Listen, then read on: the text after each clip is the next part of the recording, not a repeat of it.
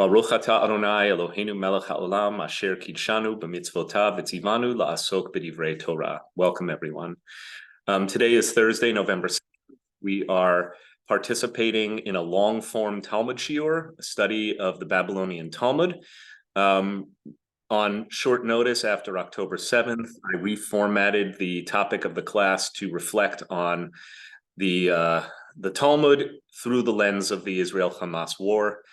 And so each week we've been taking up discrete topics pertaining to the conflict that find expression in Jewish sacred literature, particularly with Gemara passages that can be brought to bear on what we're seeing in the news, even if sometimes in a bit of an oblique way. I'm not expecting, nor do I think it would be beneficial necessarily to provide you with a pragmatic approach. Here's what Israel should do based on what was written 1,300 years ago in the Babylonian Talmud. That's not at all my framework.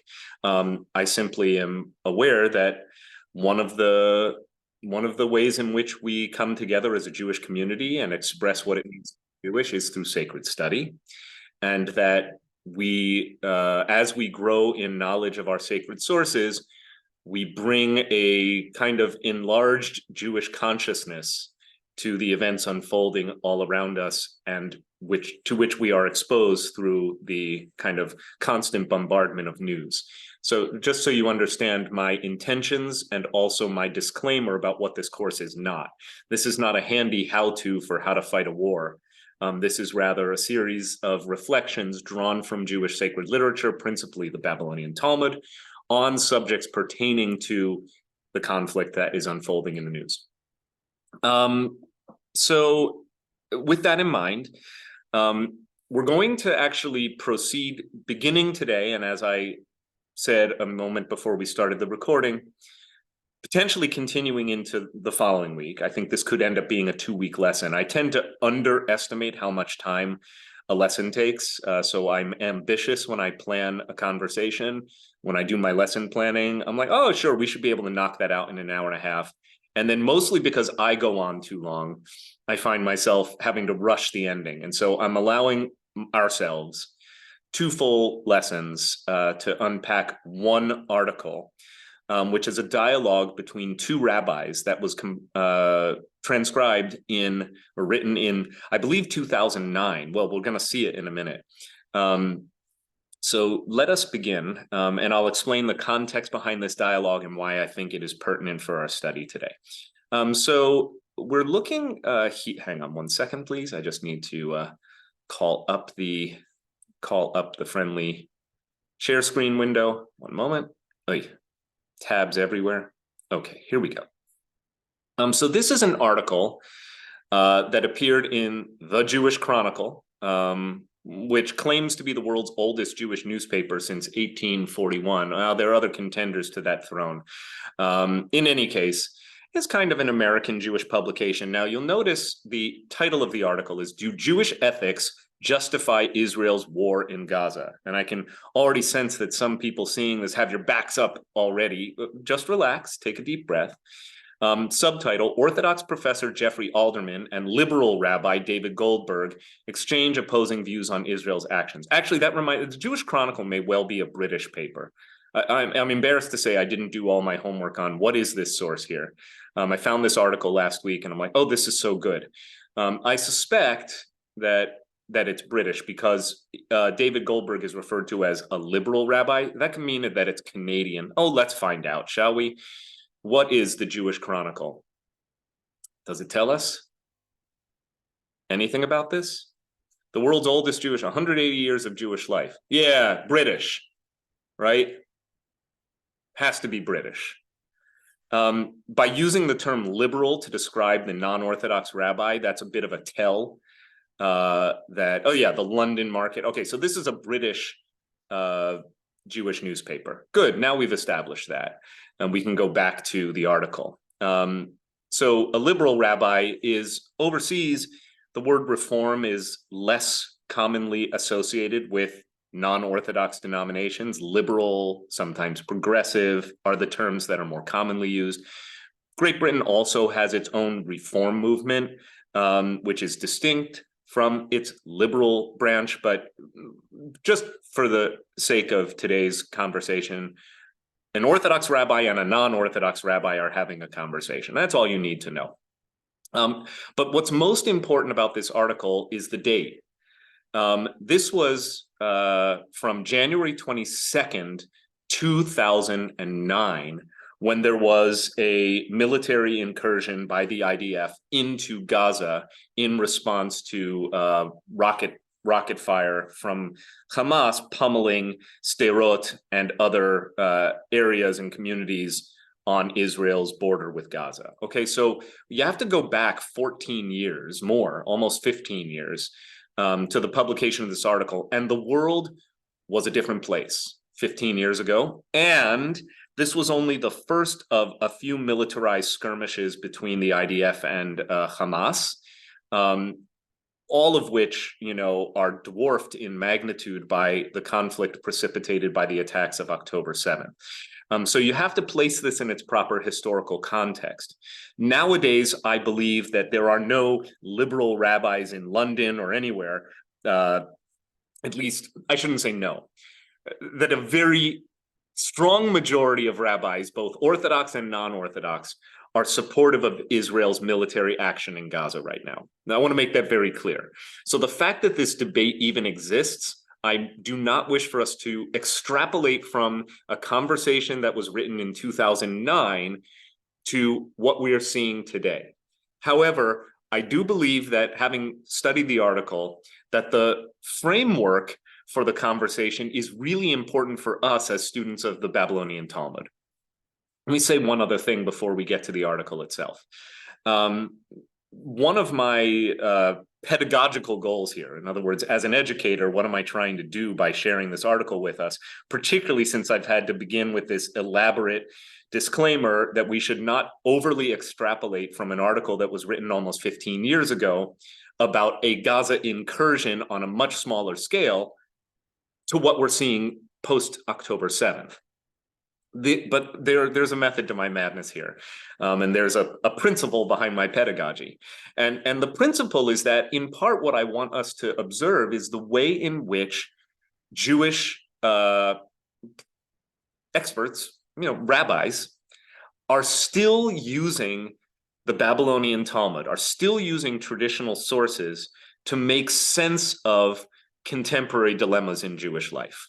Right, and this is widespread, and maybe that seems overly obvious, but I'm not sure it is obvious. I'm not sure you're aware that there are all sorts of questions, whether they are about the ethics of war or biomedical ethics or dilemmas that are prompted by new technologies, for instance, or the subsets of categories pertaining that might be precipitated by new technologies, for instance.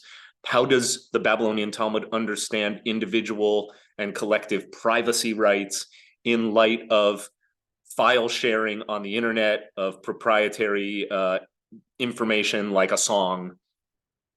And there are all sorts of things that are coming up all the time in our ever-changing world, where the ancient wisdom of the Babylonian Talmud in particular can be marshaled to make a Jewish argument. And we're going to look at one passage of Talmud today that is referenced by the exponents in this article, these two rabbis. They both make reference to this article, and both are using it, I think, for their own exegetical or argumentative purposes, their own position in this debate. And that passage is Tractate Sanhedrin 73a. So that's the Gemara we're going to look at today. But I want you to understand that the meta point, the pedagogical point for me, is also for us as students of Talmud to appreciate that this is not just literature that exists in some vacuum or that is kind of, occasionally we dust it off like a museum relic to admire. It doesn't work that way. The Talmud is a living document that is still used by contemporary Jewish sources and authorities to justify Jewish positions in any number of debates, and can be used even today. Okay, that's a long disclaimer. That was 10 minutes of disclaiming, but are you with me? Okay, so I think we should start the article. And like I said, it's a long article. I'm not at all convinced that we will or need to finish it today. So don't worry if there's a cliffhanger mid-lesson today. Okay. Title of the article: Do Jewish ethics justify Israel's war in Gaza? Two, I'm going to assume British rabbis whom I've never heard of before. Orthodox professor, I'm not even sure he's a rabbi, fair enough. Jeffrey Alderman, and liberal rabbi David Goldberg exchange opposing views on Israel's actions 15 years ago. Okay. Don't assume that it means that they would say the same thing today. I don't know who these guys are. I don't know if they've been interviewed about the current war. But what they had to say 15 years ago still is worthy of our consideration today. Okay. Is the text big enough for us to read? Okay, great. Could I ask a volunteer to read the first paragraph? You can just unmute yourself and start speaking into your microphone. That'll be great.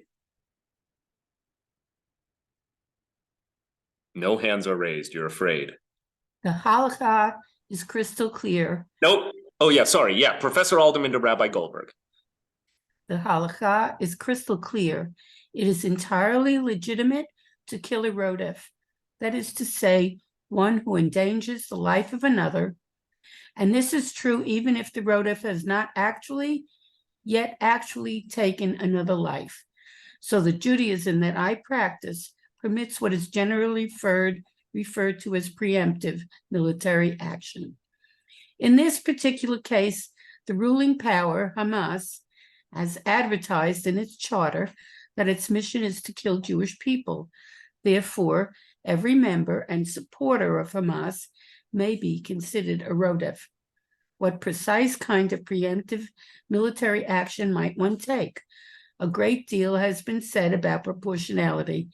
This may be a Christian idea, but thankfully, it is certainly not a Jewish one. All right, we could spend the rest of our semester just unpacking this paragraph. Thank you, Diane, for your crystal clear reading of some challenging material that requires us to unpack some vocabulary, as well as just sort of like frame this. This is a real shot across the bow. But good for this Orthodox professor. He speaks in bold declarative statements about what he believes Judaism teaches. So we're gonna just unpack this, and then of course we're gonna have to unpack one concept in great depth. So this is the Orthodox position being expressed in this exchange to the non-Orthodox rabbi, who hasn't yet responded. Okay, so the Orthodox position says, the halakha, meaning Jewish law, I assume that anyone who's been studying this class knows this term already. The halakha is crystal clear. It is entirely legitimate to kill a rodef. We're going to talk about that word. They didn't even italicize it. So if you're wondering, what is this word? I've never seen it. Is it like a rodent? No, it is a rodef. It is the Hebrew word resh, vav, dalet, final fe, rodef. We'll get to that. That is to say, a person who endangers the life of another. Now, that's his working definition of the rodef. And this is true even if the Rodef has not yet actually taken another life. All right, so that's where we need to start our conversation. We are going to be talking today, and quite likely next week as well, about the principle or the law of the Rodef, which has turned out to be, in the 20th and 21st centuries, one of the most important and, yes, controversial principles of Jewish law and practice in the entire Jewish world. And I'll point out a salient and timely example of why the Rodef is such an important and timely and challenging principle within Jewish law and practice. Rodef comes from the verb radaf, or resh dalet fe, a root, a three-letter root, like most Hebrew words are three letters, that means to pursue. All right, so from the book of Psalms, Bakesh Shalom V'rodfehu, which means seek peace and pursue it, which is probably a phrase that's, entered your brain at some point in your many travels among the Jewish people and the Jewish tradition. Rodef Shalom. Rodef Shalom, right. Rodef Shalom, the synagogue on the Upper West Side, means the pursuer of peace. So that is a biblical phrase. Rodef means to pursue. Now, Rodef Shalom is not the kind of Rodef we're talking about here. A Rodef Shalom is a person who goes after peace, who doesn't just say, let there be peace on earth. It's a person who says, let there be peace on earth and let it begin with me, to quote the Christian hymn, right? I'm going to pursue peace, not just wait for God to make peace. And so the idea of being an active pursuer of peace as a Jewish objective, as an overarching Jewish notion or norm, is well attested from biblical literature all the way up to the present day, when you have a few synagogues that proudly call themselves Rodef, usually Shalom. Funny inside joke from my rabbinical school days. When I was studying in my homiletics class with my beloved dear friend and professor, Rabbi Ken Ehrlich, who taught us homiletics, which is sort of the art of writing and preaching sermons. He used to always joke like, oh, someday when you're the senior rabbi of congregation Rodef Kesef, and he'd just throw it out like that. Well, Kesef means money. So congregation Rodef Kesef, like that was always like his shtick, was to talk about congregation Rodef Kesef. Yes, the congregation that pursues money. So you can rodef after a number of things, but a rodef is a pursuer. Now, in Jewish law, in halakha, and we're going to look at the passage, so I won't spoil everything, but the basic idea of the rodef is this. The rodef is a person who is a witness sees a person endangering the life of another. In such case, it is not only Jewishly permissible in the halakha, but it is Jewishly mandated. It is considered mitzvah. It is considered, like we looked at this word last week, the difference between something that is permitted, reshut, and something that is required, mitzvah, or even chovah, a higher level of obligation. It is mitzvah. You must stop the pursuer from carrying out his nefarious plan.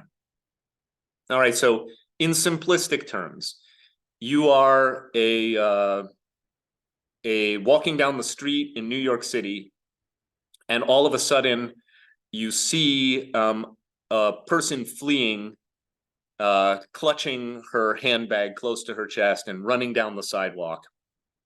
And then you notice that she's being pursued, I'm going to use a very literal example, by a person who appears to be threatening her, perhaps with a handgun drawn. If you are in a position to save life, you may do so even by taking down the pursuer. Like if you are armed and dangerous, you can do anything, including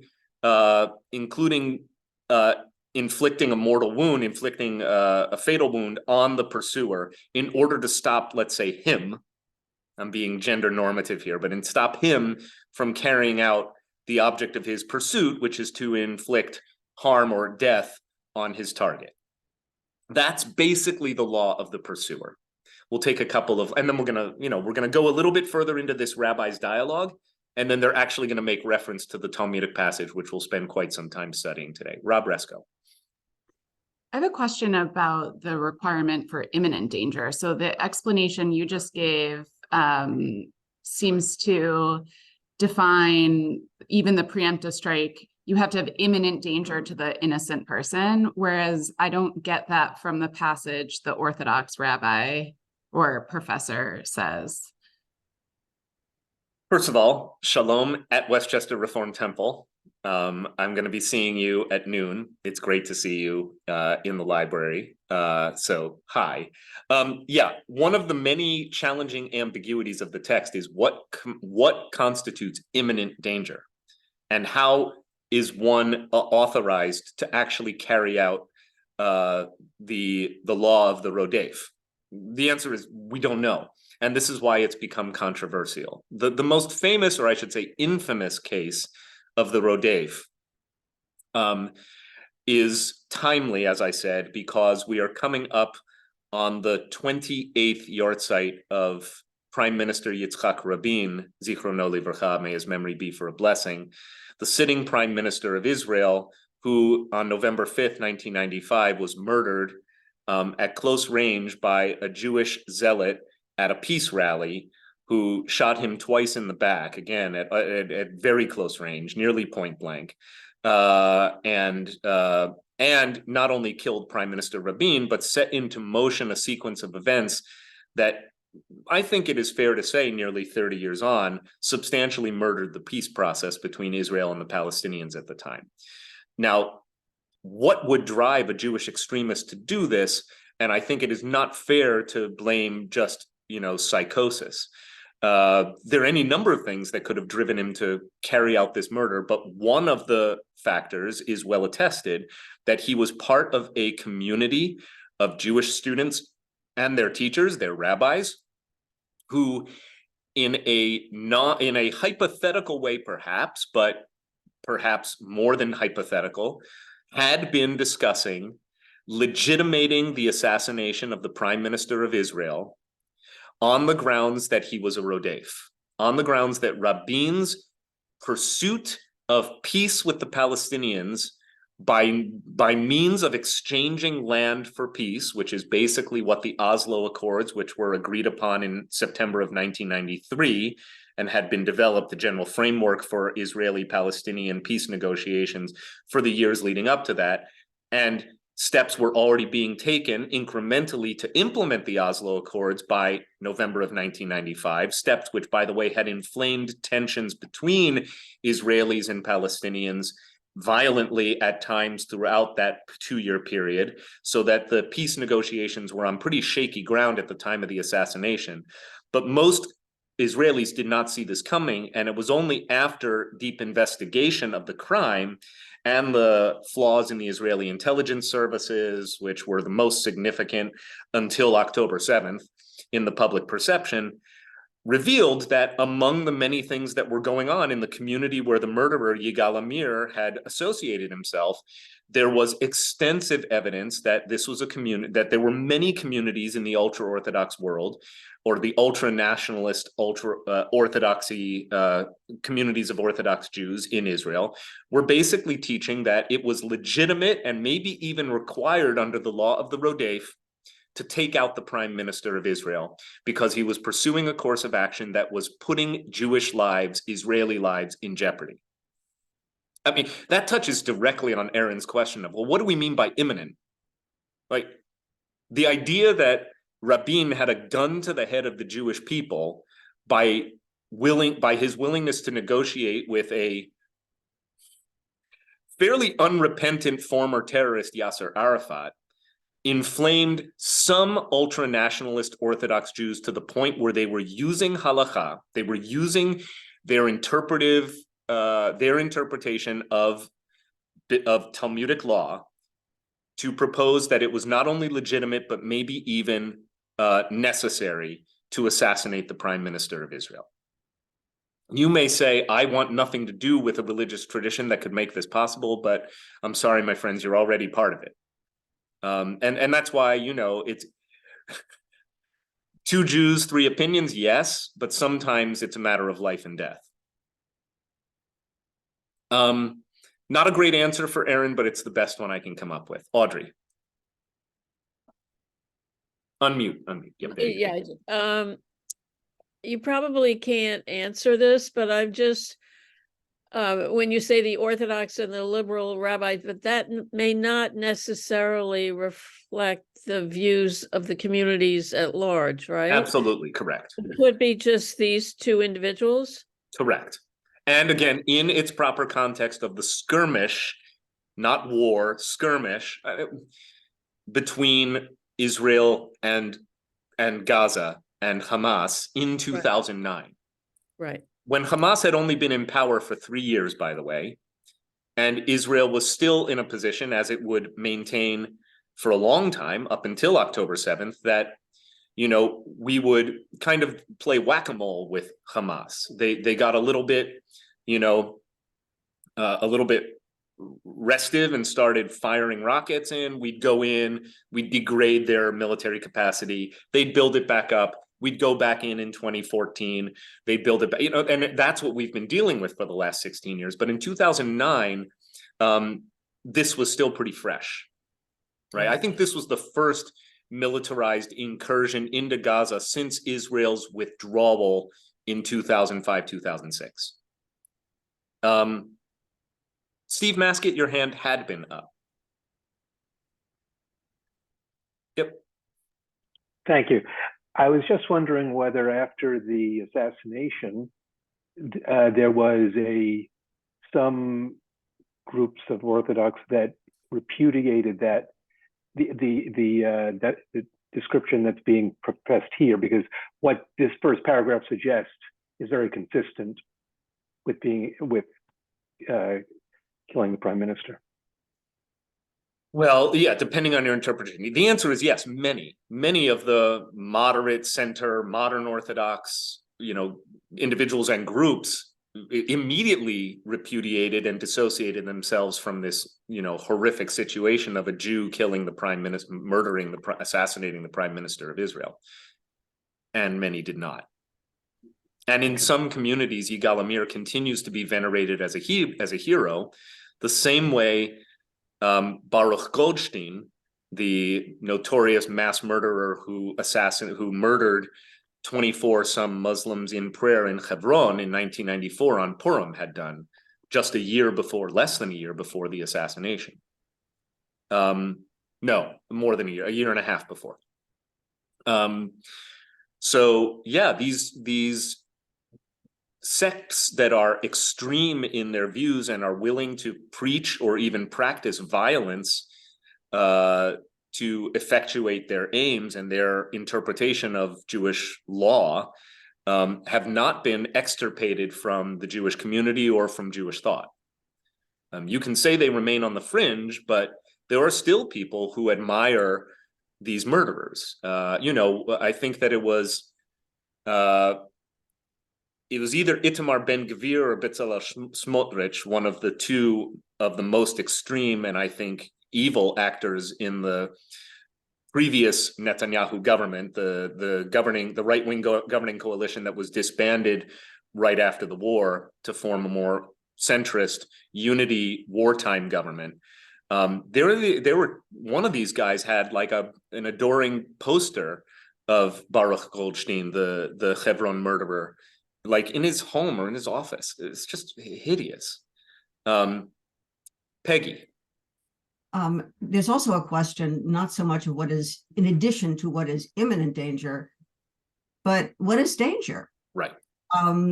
It could be a matter of interpretation. In the example that you gave, this woman is running away with a bag that perhaps belonged to the guy with the gun with his life-saving medication in it. Right. Mm-hmm.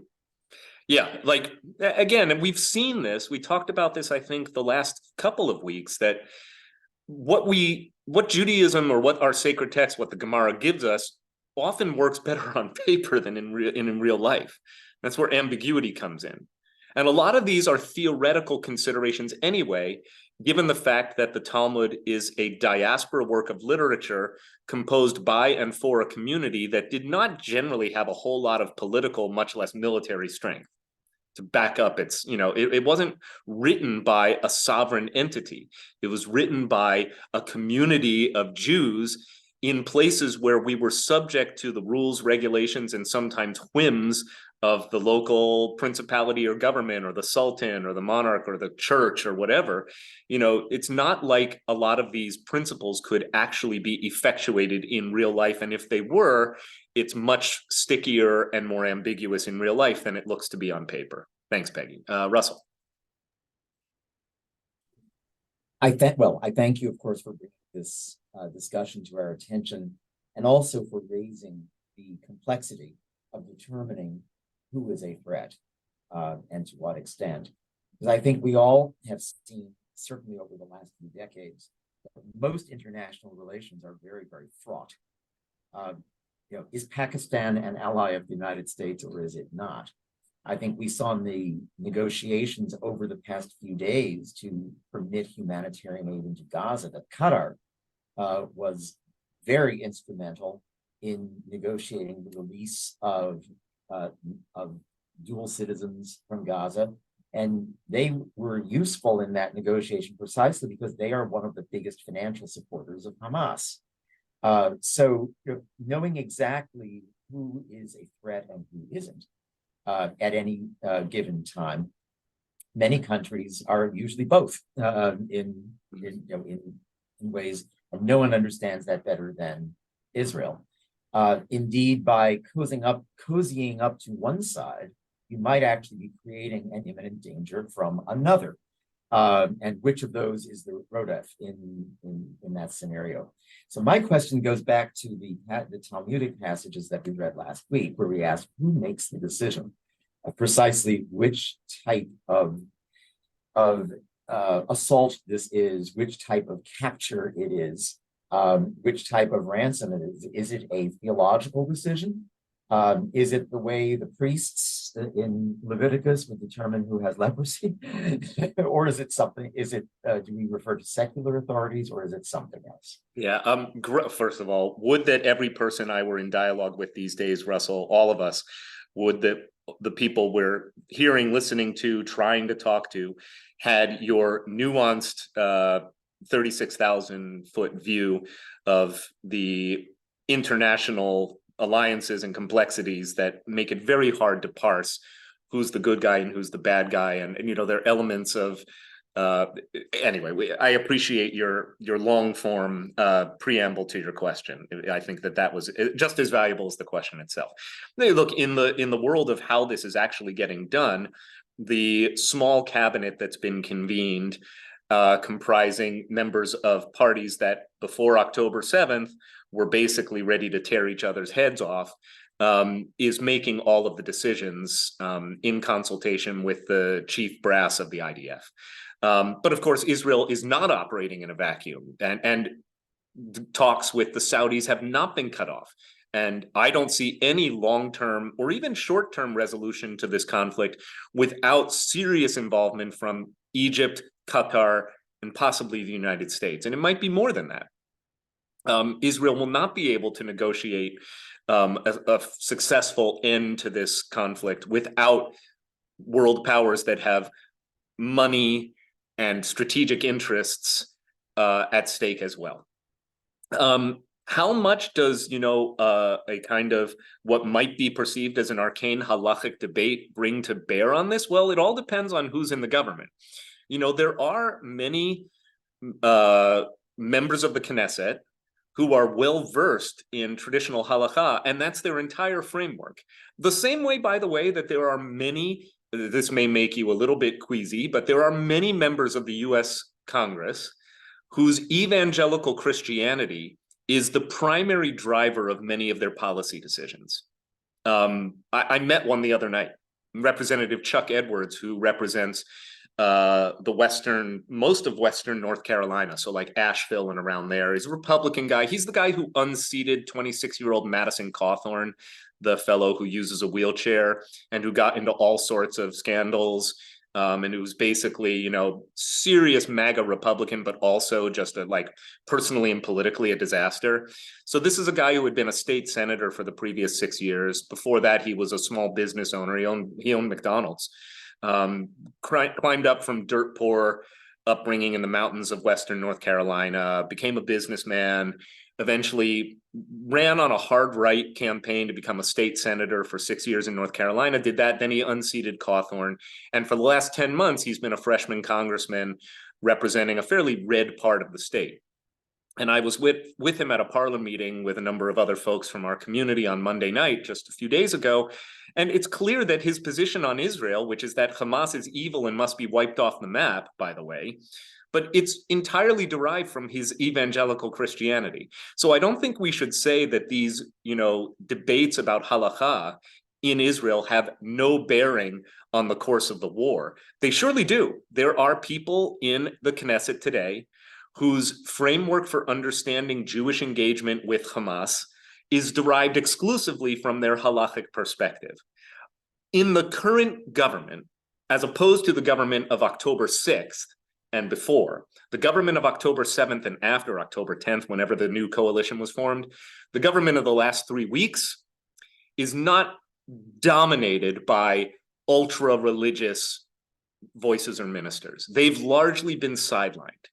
So I don't think that, the ultra-religious voices, the ultra-nationalist voices that are deriving their perspectives mostly from halakha are empowered by Bibi in the current coalition. I hope that answers your question. Mom and Dad.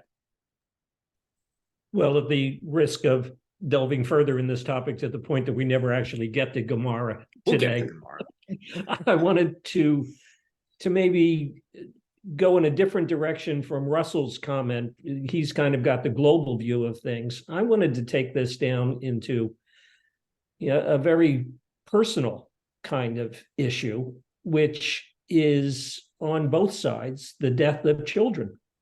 Yeah. And it gets to the point of, where does the preemptive taking down of a Rodef, where does that lead to? And what particularly troubles me is an op-ed in this morning's New York Times by Nicholas Kristof. And just in summarize, he's interviewing a woman. I interviewed a sweet 57-year-old Gazan woman. This took place in East Jerusalem, who was talking to me about the war and told me that she approved of Hamas's attacks on Israeli civilians. I pressed her, and she insisted it was fine even to kill a 5-year-old Israeli child because, quote, they are all Jews and Zionists. Yeah. And this, on both sides, this takes us down into a very, very dark and terrible place. Thank you for your comment. I think it stands on its own merit, exactly the way you put it. And the only I'm not dismissing you. I'm actually going to use that as a segue to get back to the article, because I think exactly your concerns are reflected in the debate that unfolded almost 15 years ago between these two Jewish authorities. So let's see what they have to say about it, because they do comment in exactly that direction, or in a related enough direction. So the next paragraph goes like this. And in fact, Dad, as long as you had the mic, why don't you read Rabbi Goldberg's first response? So this is, again, the liberal rabbi, the column reform, responding to an Orthodox professor. Rabbi Goldberg to Professor Alderman. I have no argument with your explanation about the status of the Rodef in Jewish law and the permissibility of taking preemptive action against him, except to add that the biblical law should be viewed in the context of a desert society and blood feuds between individuals and clans. That is why I disagree with your contention that in the context of modern Gaza, this can be extended to include every member and supporter of Hamas, about 500,000 people, according to the election results. Now, he's drawing on information from 2006. I don't think Hamas does not hold fair and free elections. So what percentage of the Gazan population stands with Hamas or does not stand with Hamas? I think it's an irrelevant point. So read on. Or would you advise every innocent civilian and child to wear a large placard visible to Israeli jets proclaiming, "Don't blame me, I voted for Fatah"? Fatah is the is PLO. It is the governing authority, so to speak, in the West Bank. It is generally considered more moderate than Hamas by a considerable measure. And another significant difference is that it is not an Islamo-fascist entity. In other words, it does not preach or call for the destruction of the Jewish state and its replacement with a caliphate, an Islamic caliphate. So it's not a religiously motivated political entity. Read on. I am surprised at your dismissiveness of the Christian idea of proportionality.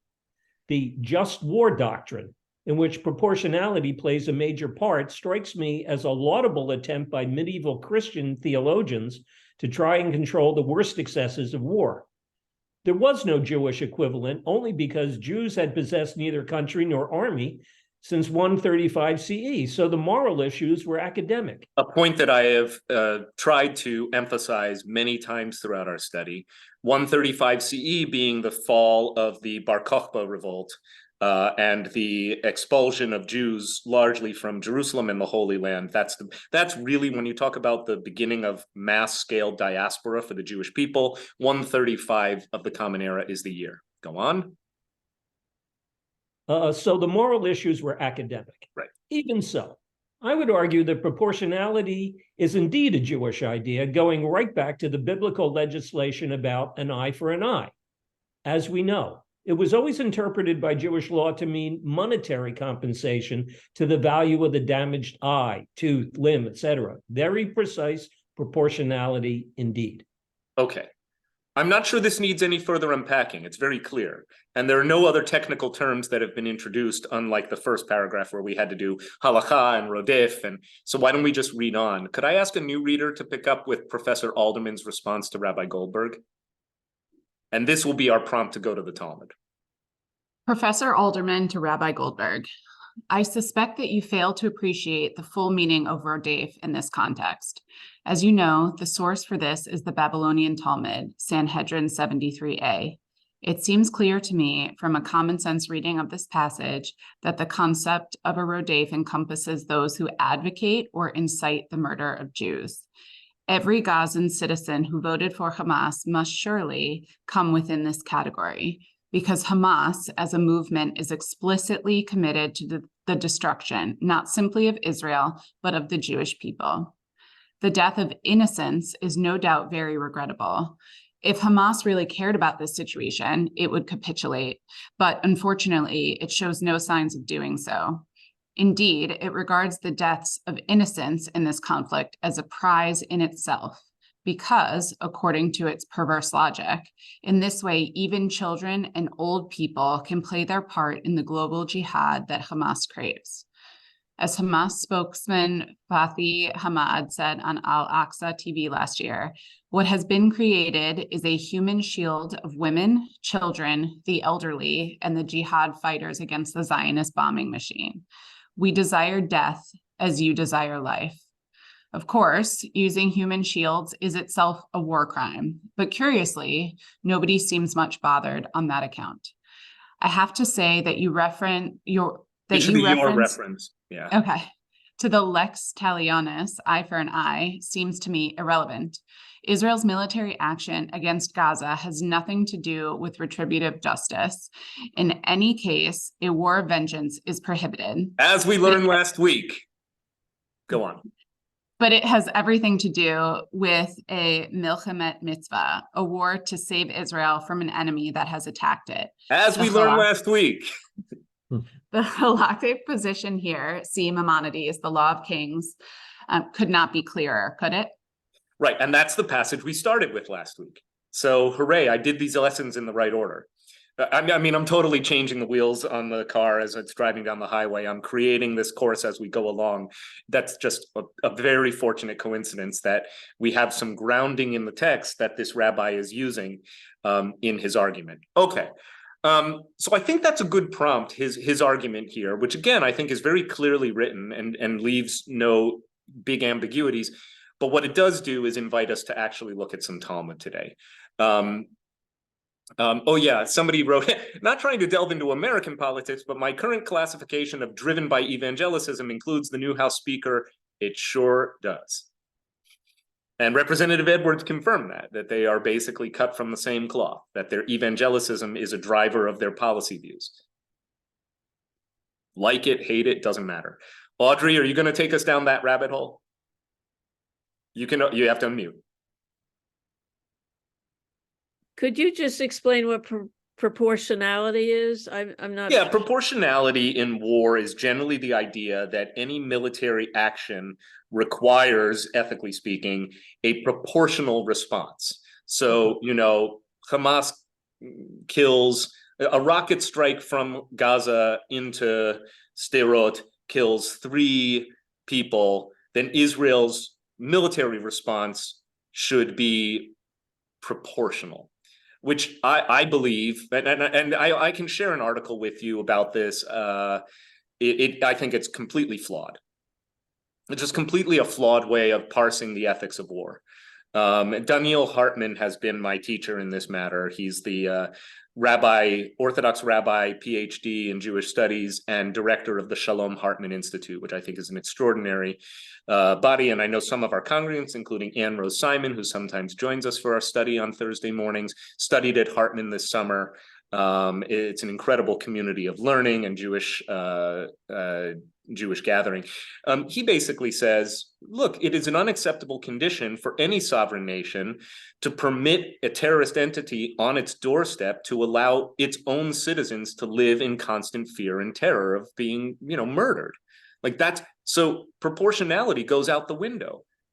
how many Palestinians have to die for Israelis to be safe in their own sovereign land? Well, I don't know, but I don't think it's based in you took 3 lives, so I have to take 3 of yours. But it is often held up as a kind of overarching concept in how war should be conducted ethically. Okay, thank you. Yep, thanks, Audrey. Okay, so let's look at some Talmud. We're going to, oh man, did I lose my tab? That's so unfortunate. Okay, so give me just a second. I must have accidentally closed out Sanhedrin 73a. The good news is Sepharia makes it so easy to find you again, right? Please, one moment. Sanhedrin 73a. Okay, good. All right, so let's take a look at some Babylonian Talmud. Starting at the top of 73a with a Mishnah, right? Matane, this big word, always in big print boldface, means we're looking at Mishnah, the earliest part of Talmudic literature, written by the communities of rabbis from, you know, the first 2.5 centuries of the Common Era. Okay, ve'elu hein shematzilin otan binafshan. All right, these are the ones who are saved, and it goes on to say from transgressing, even at the cost of their lives. Okay, what does that mean? Well, the gloss here by Steinsaltz helps us. That is to say, these people may be killed so that they do not perform a transgression. So just so you understand, what is the Talmud discussing here? It's talking about when is it permissible to take the life of another person in order to stop them, and the answer is in order to stop them from performing some transgression. So who are the legitimate targets? It goes on to say, Rodef, the one who pursues, achar chavero, lehorgo. All right, that's the first category of a person who is a legitimate target to be killed.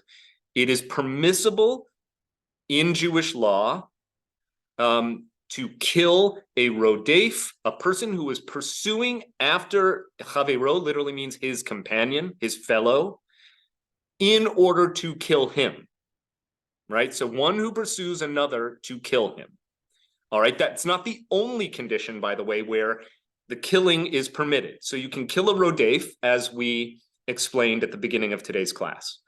Ve achar azachar, and you can kill a male, zachar means male, vechar ha-ne'ara, ha-mi'ursa.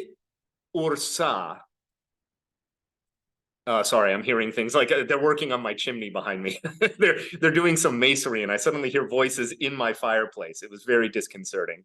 I don't think it came out on the. If you were in the room with me, you would have heard these strange voices echoing in my fireplace. So I didn't know they were going to be up on the roof today.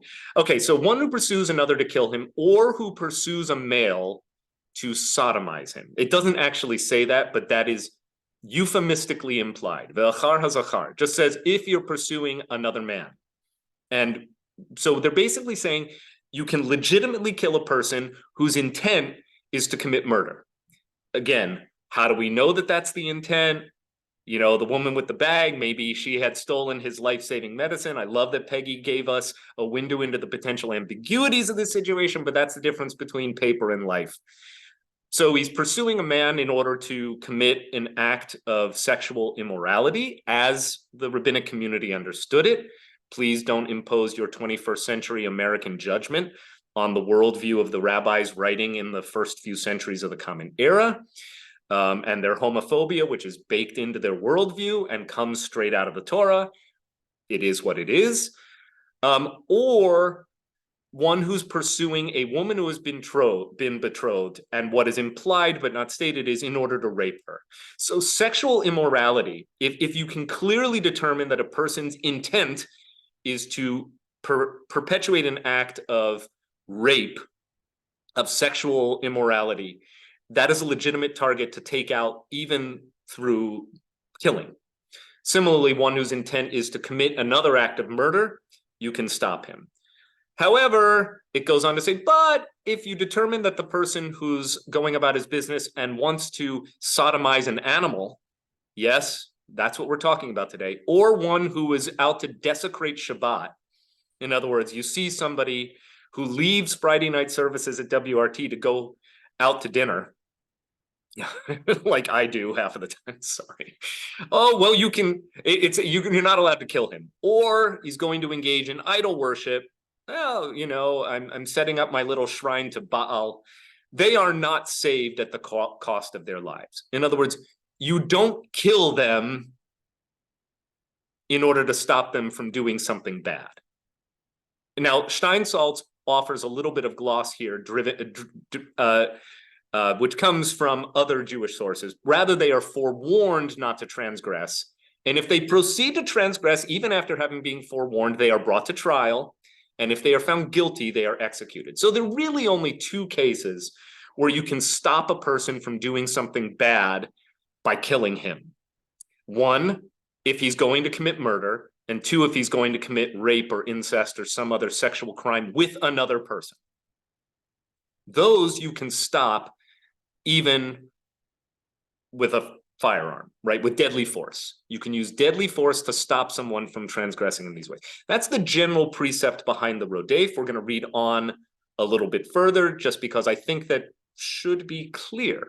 Now, the Gemara says, the sages taught in a baraita, meaning an extra Mishnaic teaching, comes from around the same time as the Mishnah, was not actually included in the Mishnah. From where is it derived that with regard to one who pursues another in order to kill him, the pursued party may be saved even at the cost of the pursuer's life? In other words, well, where do you get this from? And of course, that is always an invitation for the rabbis to say, I have a Torah verse that proves it. The verse states, you shall not stand idly by the blood of another. Lo ta'amod al dam re'echa. One of the most important verses. We read it on the afternoon of Yom Kippur at WRT. It's part of the so-called Holiness Code. It is the name of the mitzvah projects that we assign to all of our upcoming and post-bar and bat mitzvah kids. We want every student preparing for bar and bat mitzvah at WRT to do 18 hours of community service. We call their project a Lo ta'amod project, which means don't just stand. Don't just stand there. Do not stand idly by the blood of another. Rather, the way the Talmud interprets that line, you must save him from death. In other words, if you see another person's blood is about to be shed, and it's interesting that rape and incest is included in the same category of severity as actual bloodshed, you must save that person even through deadly force, lethal force. The Gemara then asks, but does this verse really come to teach us this? In other words, is it a stretch to say that Leviticus chapter 19, verse 16, you shall not stand idly by the blood of another, actually authorizes lethal force? This verse is required for that which is taught in another baraita. From where is it derived that one who sees another drowning in the river, or being dragged away by a wild animal, or being attacked by listin, which are bandits, is obligated to save him? So this is a case where you see a person not being pursued by a would-be killer, but a person in obvious life-threatening danger, right? The verse says, you shall not stand idly by the blood of another, meaning you can't let that person just die if you are in a position to save. This is very much at the root of what in America are called Good Samaritan laws.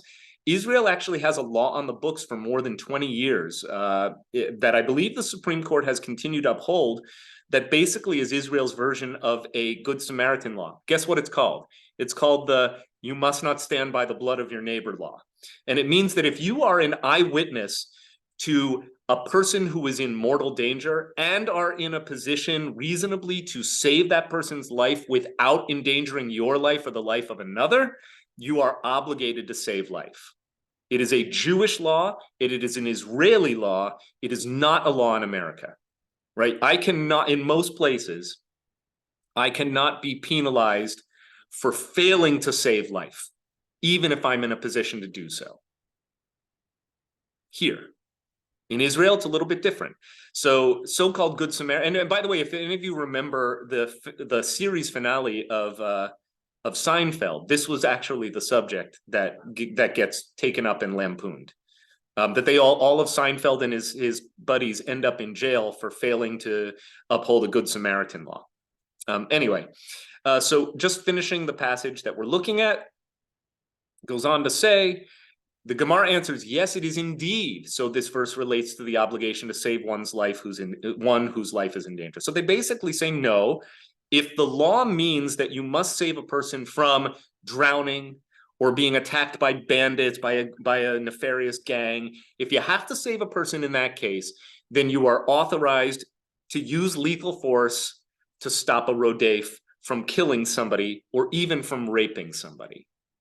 Okay, so that's basically the Talmud passage that gets into this. We're going to read one more section. The Gemara asks again, but okay, so I get that you have to save a person's life, but from where do we derive that one may be saved at the cost of the pursuer's life? In other words, where does it specifically teach us that deadly force can be used to save another life? You understand the question, right? Here's the answer. The Gemara answers, it is derived by means of an a fortiori inference from the halakha. Okay, whoa, like we're getting into some serious exegetical weeds here. A fortiori. A fortiori literally means from the strong, or from the stronger, or to the stronger. It is a hermeneutic of interpretive literature, both legal literature and non-legal literature. The rabbis draw our a fortiori inferences all the time, and some of them you may even recognize, like from the Passover Haggadah. If you really get into the weeds of your Passover Haggadah, and you read the part that I call bad rabbi math, where it says, well, the 10 plagues were inflicted with the whole hand of God, which means that there were 5 times 10-fold plagues. I don't know if you know about this. A lot of that is drawing on this idea that if something can be demonstrated as true in a simple or light or lesser circumstance, how much the more so is it true in a more serious circumstance? That's the rabbinic logic, or that's the hermeneutic here. It's called kal vachomer in Hebrew, literally the light and the heavy, or from the light to the heavy. The best translation we have in English is actually not into English, it's into Latin. A fortiori inference. I'm sure you lawyers probably know that a fortiori is a way of arguing legal points as well. If I can demonstrate that case X holds up or is valid and true, then case X times 10, in other words, X but amplified, something that is X but much more of a greater magnitude, the linguistic that's applied here is how much the more so is it true when X is multiplied or amplified. All right, let's see how they do this here. They're actually going to deploy this form of reasoning. Well, what's the halakha in consideration? We're going to talk about a betrothed young woman who was assaulted by a rapist. So it's a hypothetical case. You have a young virgin. She's betrothed to another man, and she is raped. In the case of a betrothed young woman whom the rapist comes only to degrade, in other words, he's not trying to kill her, but he is sexually assaulting her. And the result of the rape is that her status will be lowered. In other words, this has a permanent effect on her, not just the trauma. She'll be defiled. In the ancient world, right, a virgin whose virginity has been taken by force is still no longer a virgin, and therefore she's been defiled to her fiance, to her soon-to-be husband, and it creates a huge problem for her. The Torah said that she may be saved even at the cost of the rapist's life. So they're basically going right back up to 2 paragraphs ahead of what we just saw. If you're allowed to use lethal force against a would-be rapist, then in the case of one who pursues another to kill him, all the more so should one say that he may be saved even at the cost of the pursuer's life. You follow the logic? If it is true for rape, how much the more so should it be true for murder? That is kal vachomer, a fortiori. The Gemara asks, but does the court administer punishment based on an a fortiori inference? In other words, well, that's very nice in academia, but can we actually impose a death penalty for somebody, based on this kind of logic? And the Gemara answers, a sage of the school of Rabbi Yehuda Hanasi, who, by the way, was the framer of the Mishnah, big, very important rabbi, so famous that he just goes by Rabbi, Yehuda Hanasi, Judah the Prince. He taught the halakha is also derived And now they're going to come up with a completely different hermeneutic. In other words, it's not just an a fortiori. It's not just a kal v'chomer. How else do we derive this principle? It is also derived from an analogy based on a juxtaposition. An Aramaic word for that is hakishahi. So there's a hakisha, which means there's a juxtaposition of verses here. Well, what are we talking about? How so? This is where Steinsaltz's glosses are immeasurably helpful for the common reader like you and me. How so? With regard to the rape of a betrothed young woman, it is written, but you shall do nothing to the young woman. The young woman has committed no sin worthy of death. For as when a man rises against his neighbor and slays him, so too with this matter. As when a man rises against his neighbor and slays him, so too with this matter. So what does, in other words, they're making an analogy to the equivalency between would-be rape and legitimacy of killing a murderer, presumably as a way of stopping him from carrying out the act. Why would the verse mention murder in this context? What do we learn here from a murderer? The mention of murder came in order to teach a halacha, a Jewish law, about the betrothed young woman. And as it turns out so in other words, they're saying these two principles are right next to each other in the book of Deuteronomy. You've got the rape of a woman, and you've got the case of murder. And if you go to Deuteronomy chapter 22, you'll see that these two laws are side by side. So basically what the rabbis are saying is the fact that they are side by side in the Torah takes up the case of what to do with a betrothed woman who is raped, and another totally separate case of a man who commits murder or would commit murder against his neighbor. The juxtaposition is what provides the similarity between the two. It's what allows us to categorize one as equivalent to the other, at least so far as the justification for killing the Rodef is concerned. Right? You can kill the perpetrator in order to stop him from carrying out his dastardly deed. The Torah juxtaposes the case of a murderer to the case of betrothed young woman to indicate that just as in the case of betrothed young woman, one may save her at the cost of the rapist's life, so too in the case of a murderer, one may save the potential victim at the cost of the murderer's life. Now, this is all very easy to get confused around. It's basically just saying there are two different rabbinic forms of logic to get us to the same conclusion. The conclusion is that you can kill a person who's about to do something very, very bad, depending on what that something is, rape or murder. Rabbi number one, or argument number one, is that if you're allowed to kill a would-be rapist and murder, the assumption is murder is worse than rape, all the more so can you kill a would-be murderer. That is the a fortiori inference. The second is that actually, no, it's not about one is more severe than the other. The two are actually equally weighted, and they are side by side in the Torah. In other words, they're juxtaposed with each other. And this is why I find it a little bit challenging to learn and teach Talmud, because you can, and this rabbit hole goes on and on and on. The rest of the whole page is about this. So if you want to learn more, go to Sanhedrin 73a, but I think we need to now zoom the lens back out and return to the debate between our two esteemed rabbis, which I promised us we weren't going to finish today. But I wanted us to see the passage in its own context, right, before we return to it. Okay. Any questions about the rabbit hole, specifically about Sanhedrin? Steve Mask. I would just quickly say that the a fortiori argument sounds like it could then ultimately be used to justify any number of things, whereas the paralleling sort of keeps it in control. Very good. Now you're thinking like a rabbi. Like what ultimately the Talmud will try to do here is establish that one of these methodologies of reasoning, what I call hermeneutics, the way in which meaning is derived from a text, one of these is superior to the other.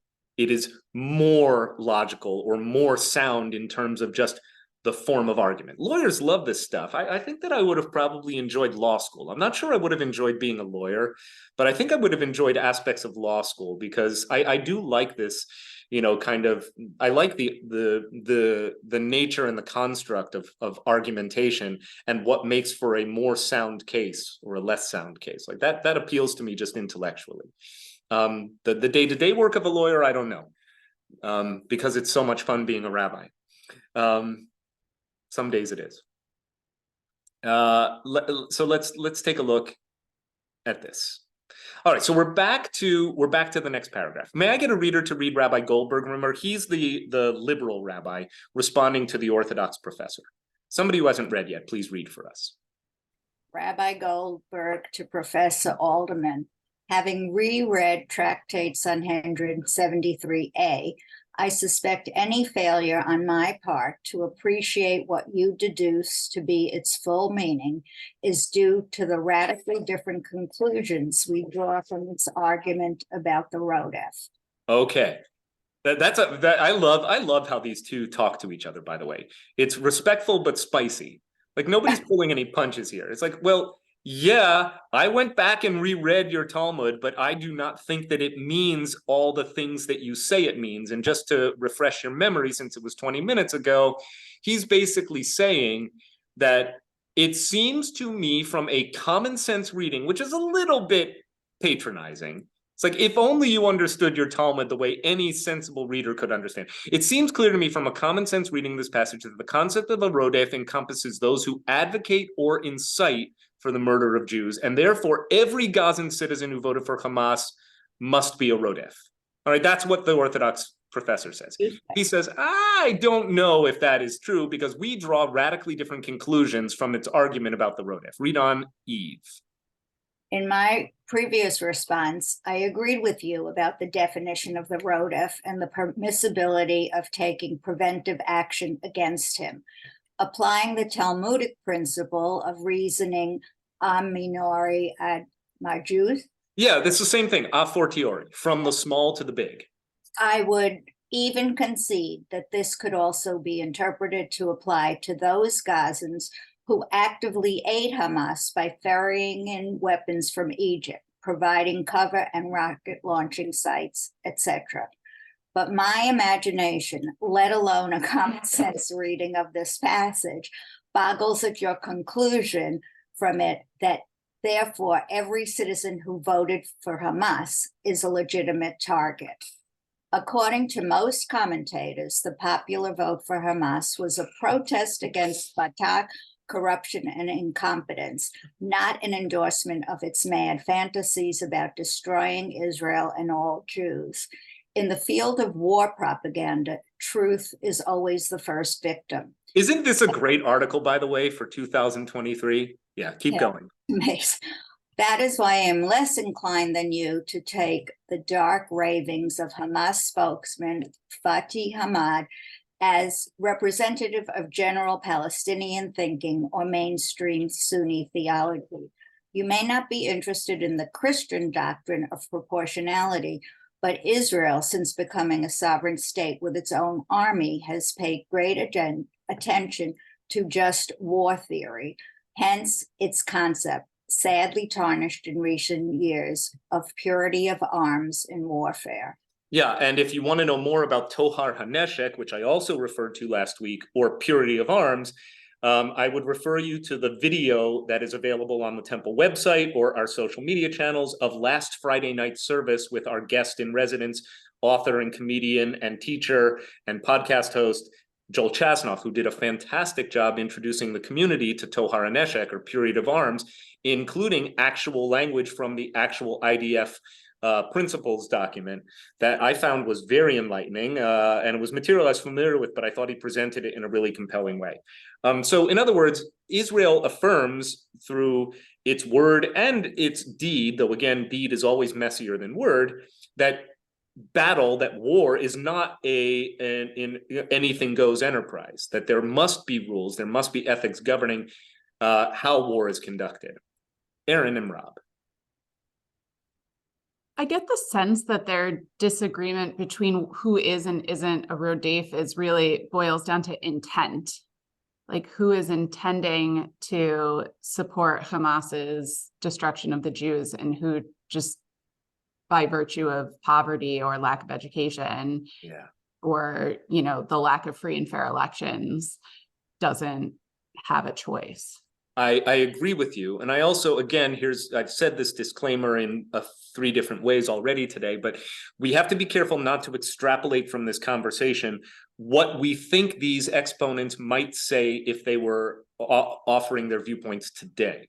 There are some differences, if not in concept, then in degree, about what Hamas did on October 7th and Israel's response, right? In many ways, Israel, I think its government, its population to be sure, and many of its supporters across the world, including me, believe that it is not only a question of difference of degree, that the fundamental operation has changed. That, in other words, the reasonable objective here cannot be simply to strike back and slightly degrade Hamas's ability to inflict harm the way it did on October 7th, but rather to ensure an outcome that it can never do that again. And that changes everything, right? And in that case, if you want to get into halakhic justification, it may be very hard. I also am less inclined to support Rabbi Goldberg's generous view that the Palestinian average citizen is not actually supportive of Hamas's stated aims to destroy Jews in the Jewish state.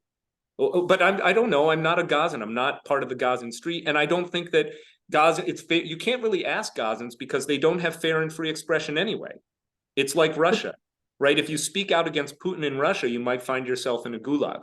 So they can't actually say what they may really think about Hamas. The same as the intent argument is true for the Israelis too. When they kill a citizen in a bombing, what was the intent of it? Was the intent to blow up the tunnels beneath it? Or was it the intent to kill the 5-year-old child? Right. And look, many people, and I actually think this is a morally justifiable position, at least in the early stages of the war, have said, look, every Palestinian death of a non-combatant is a tragedy. It is not necessarily Israel's moral responsibility.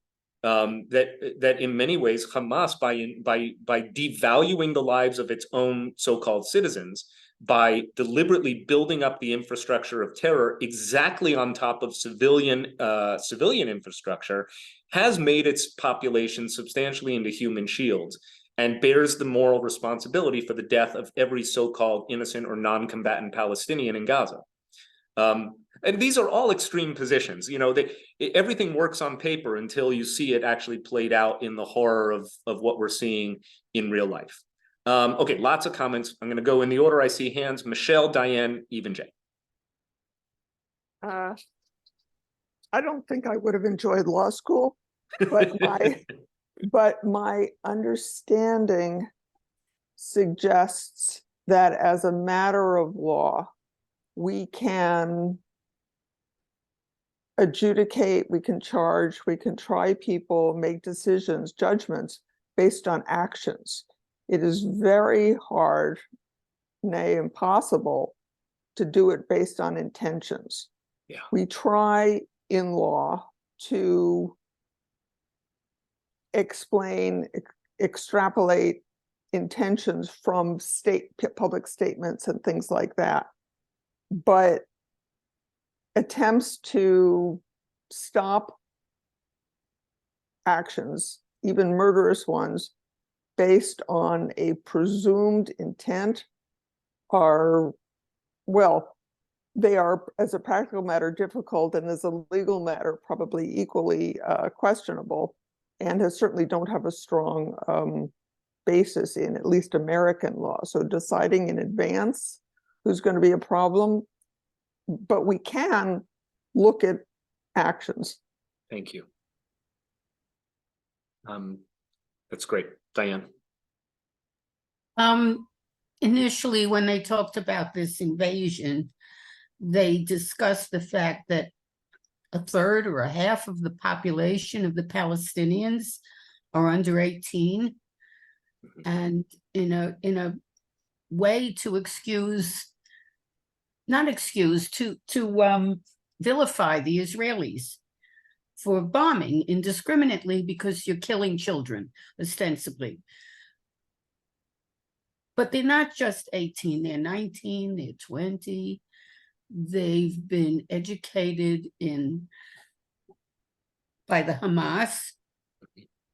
And what do they think about the Israelis? And are they helping? Are they saying, hey, we know where there were a lot of Hamas people. We're going to tell you. We'll tell you. We'll help you. I have a really hard time with this logic. You're not alone. I think one of the great tragedies of Palestinian life is the education of children pretty much from the cradle to hate Jews and hate Israelis. They have been trained, they have been brought up on a steady diet of poison. They also know that most of what they have is coming from Israel. I don't know how many are aware of the fact that Hamas dismantled their means of getting fresh water. Correct. I know. Yes, Hamas has actually broadcast that, hey, look what we did with your pipes. See these rockets, right? We could have built water infrastructure, but instead we can fight the Jews. Yeah, again, I'm not trying to persuade anyone. I'm simply affirming that your sense of moral outrage is, I think, justified. Even Jay, did you want to add comment here? Okay, great. You shook your hand. Let's spend our remaining 9 minutes or so together, furthering our understanding of these two wonderful rabbis who, in a respectful but very Jewishly pointed way, are able. And if, by the way, there's another meta for you, not metaphor. Maybe it's a metaphor for something. It's a metaphor for the fact that Jews have better things to do than tear ourselves apart, and that we have a tradition of principled disagreement, even about matters of life and death consequence. And I love that about our Jewish tradition. The fact that these two rabbis will argue it out, and of course, in the truest Talmudic way, will not reach a resolution or even a compromise, is deeply Jewish. Okay, so we'll have a little bit more time with this today, and as anticipated, we'll pick it up next week. Okay, so here is the Orthodox response, and once again, you're doing such a nice job with this today. Could I invite a reader who hasn't yet spoken to read Professor Alderman's, he again is the Orthodox professor, response to the liberal rabbi? Don't all chime in at once.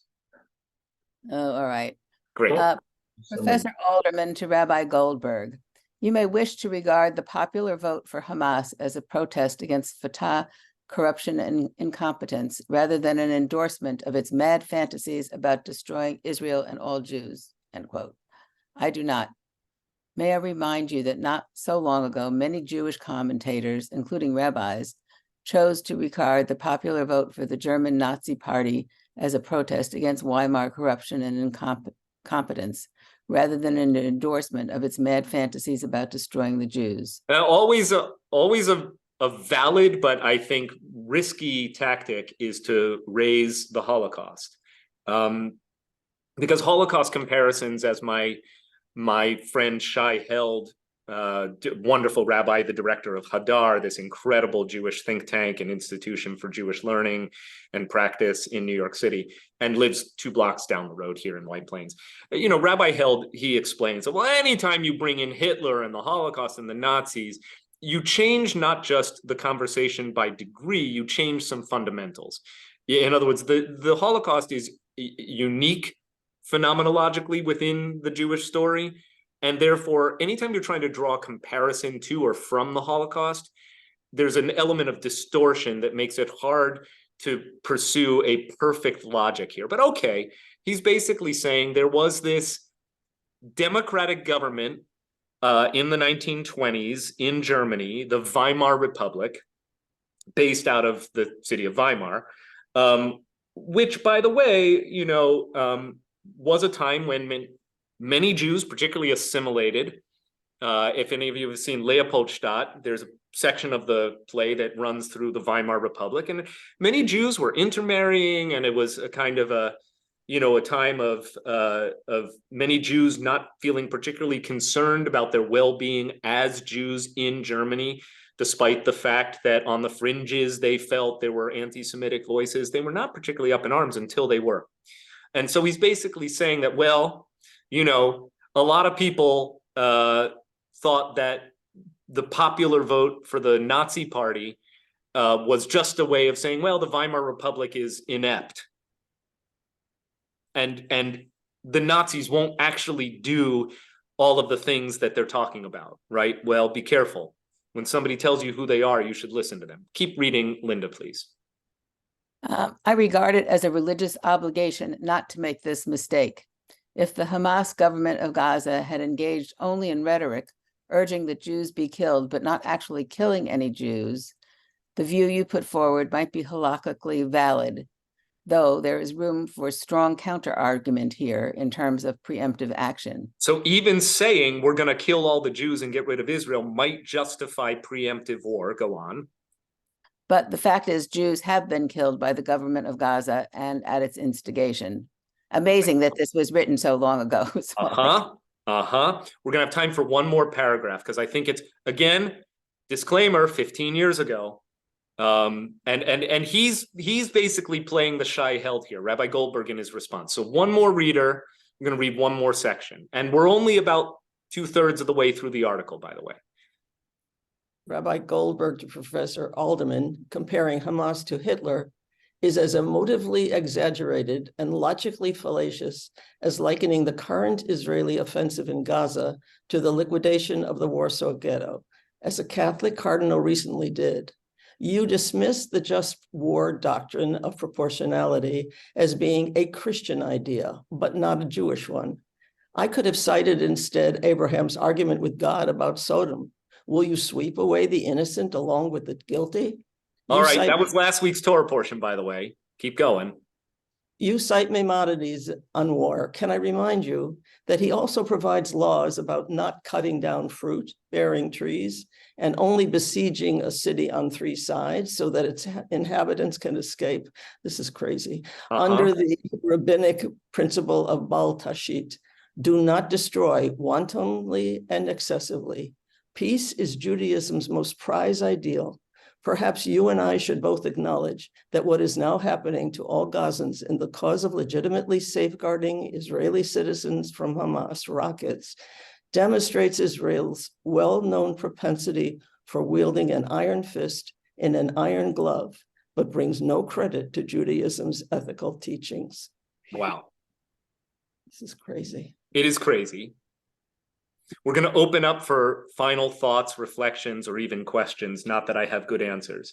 And by the way, that's why I need to say the disclaimer. I am not sure that even a liberal rabbi like Rabbi Goldberg here, who I think is an honorable debate opponent with Professor Alderman, I am not sure that after October 7th, he would say it is an exaggeration to liken Hamas to Hitler. Right. And again, I think that Nazi comparisons generally, Shai Held is right. They're game changing. You have to be very careful about that because only the Nazis were the Nazis.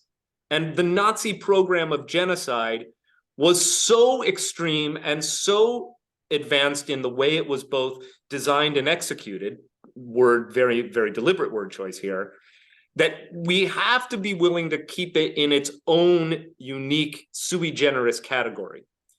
Having said that, I think many people, and a little bit of disclosure from your rabbi to you, myself included, believe that the comparison is not illegitimate right now, at least to the extent that when you are confronted with an existential threat that declares its intent and its capacity to murder Jews in their homes or wherever they are, and to eliminate the world's only Jewish state where we have sovereignty and self-determination, then the comparison to Hitler and what must have been done against Hitler and the Nazi regime may indeed be apt. That is not true in 2009 the way it is true in 2023. All right, Mom and Dad, I'm going to give you the last word today.